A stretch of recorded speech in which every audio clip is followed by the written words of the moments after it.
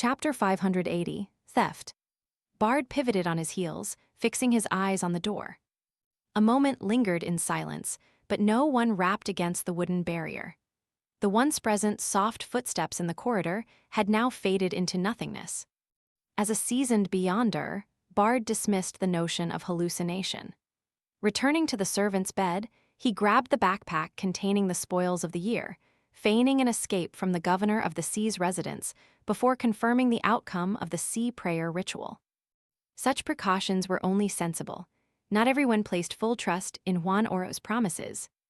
Bard slung the backpack over his shoulder and slyly opened the window, aiming to slip into the weeds below. Suddenly, a figure, standing over a meter tall, emerged from the shadows in the corner. Its disproportionately large head and wrinkled face identified it as one of the little devils from the sea spawn. The little devil gestured for Bard to close the glass window. Just a bunch of creatures with low IQs, Bard thought, mocking them inwardly. Despite generations, they have yet to master Highlander and can only barely communicate like dogs. Maintaining a timid expression, Bard closed the window.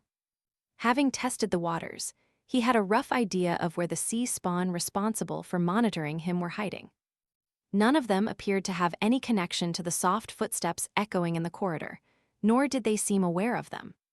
On the betrothal boat, Mad Lady, draped in a blood-colored dress with a portion of her face showing pure flesh and blood, instantly vanished upon spotting Mr. K and Lumion. She swiftly changed her position. Simultaneously, a figure materialized behind and to her side, Lumion and Mr. K. Employing their teleportation abilities, they blocked Mad Lady. After Mad Lady shifted to the opposite side of the deck, the corners of her mouth, made of pure flesh and blood, curled up. Her grayish-green eyes gleamed with anticipation and excitement. "Come and attack me. Chase me. This way, no one will use the item that honored the ancestors to steal the deep power about to erupt. Let's see who reacts the fastest and teleports out of these waters when the time comes." For those unable to escape in time, they would undoubtedly be torn to pieces by the violent power, much like the fate that befell others on the ship. As these thoughts raced through her mind, Mad Lady swiftly turned transparent, evading Lumion's crimson near-white fireballs and Mr. K's light-green wind blades. Amidst the rumbling explosion, Ultraman Lotto Gyro was equally infuriated by Mad Lady's actions. If he were still the temporary and complete governor of the sea, he wouldn't fear the impact of the potent power in the spaceship. He hadn't intended to release Mad Lady and use Bard's silver ring. However, the situation had changed. Juan Oro, burning his life and sacrificing flesh and blood, had contested him for the authority of the governor of the sea. In this state, Ultraman couldn't be certain if he was fully protected or if he would suffer some level of damage. Furthermore, not being a true demigod, he wasn't sure if he could withstand such a blow, one that left him only injured. He couldn't help but urge Mad Lady with his eyes, but his companion was teleporting and didn't have time to meet his gaze. The humanoid sealed artifact remained immersed in distant chanting in the darkness, oblivious to the impending sea's fury. In the blink of an eye, corporeal starlight surged from the silver-gray behemoth at the bottom of the sea. It followed the condensed energy passageway and struck the betrothal ship with a tsunami-like sound, aiming to devour everything around it. "Here it comes," Mad Lady eagerly prepared for her extreme escape. Confronted with the immense wave of starlight, Lumion's initial reaction was, "Why is there another sea's fury?" Relying on his combat instincts, he immediately extended his spirituality to the Lai earring on his left ear, activating the high-level stealing power attached to the mystical item. The starlight in his eyes took on a more tangible form, as if it had materialized. Lumion's raised left hand subtly twisted his wrist. The starlight surging from the silver-gray behemoth changed its course, rushing towards Lumion in waves, engulfing the sky and the sea. This was even more terrifying than the previous sea's rage. At that moment, Lumion felt as if an apocalypse had descended. He knew very well that he couldn't absorb all the stolen power himself. Doing so would render him unable to endure, crushed into rotten meat on the spot, indirectly aiding Termaboros in escaping his predicament. Fortunately, the stolen power linked to honoring the ancestors, had the ability to disperse the boon obtained and share it with everyone present and all those with the sea bloodlines in Port Santa, similar to every successful sea prayer ritual. Though a bit greedy and reluctant, Lumion restrained himself. Without hesitation, he opened his left hand, seemingly grasping something, and twisted his wrist in the opposite direction. Suddenly, the starlight that had darkened the sky and sea seemed to explode from within, scattering radiant starlight in every direction. "The stars are raining," Franca, concealed in the cabin on the sailboat, lamented. She tightly clutched the Major Arcana card, belonging to Judgment, in her hand. This wasn't a plea for Madame Judgment to descend directly. After all, this wasn't within her jurisdiction. It was to signal the location for the Major Arcana card holders who had already gathered nearby. The beams of starlight left dazzling trails as they penetrated the bodies of those nearby and soared towards the bloodline connections farther away. Lumion couldn't control this process, so he could only sense a portion of the starlight landing on him, causing his left chest to burn and corrode his flesh. Simultaneously, he witnessed a significant amount of starlight being drawn towards the potent sea bloodline and the authority of the governor of the sea, surging towards Ultraman and Juan Oro. Undoubtedly, the humanoid sealed artifact received the most boons. Like the eye of a vortex, she incessantly absorbed the surrounding starlight.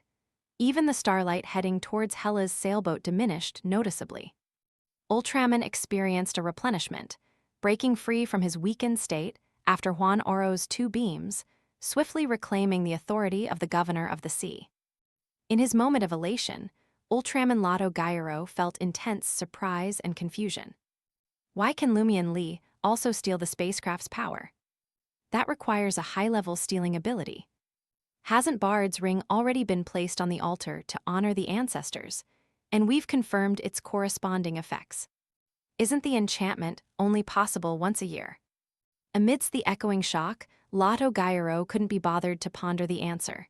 His instinctive reaction was to swiftly crush Juan Oro. Otherwise, who knew what he, now strengthened, would do? At that moment, Juan Oro felt a surge of regained strength. He observed his cracked chest and hazy flesh, now covered in starlight scales, with blood flowing out dyed in a resplendent color. Gazing at Lotto Gyro, he suddenly smiled, a smile of relief, yearning, and evident anger.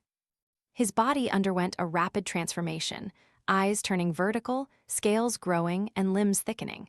In the span of a breath, he morphed into a humanoid lizard.